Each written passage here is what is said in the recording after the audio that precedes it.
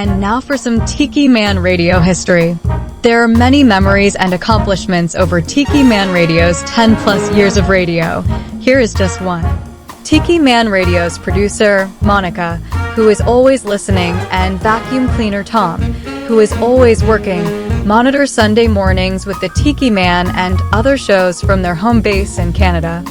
Monica is the sister of Verona Corona and the daughter of Ms. Trudy, all of whom have shared their voices on the airwaves of Tiki Man Radio. Monica has made it to the Tiki Bar and the Chocolate Bar studios, and in 2025, both Monica and Tom made it to Costa Rica for Escape to Paradise. Every Sunday before the show, she sends a text to the Tiki Man, just to touch base. No words can truly express the love we have for Monica and Tom, but one thing is certain, they will always be part of the Tiki Man Radio family.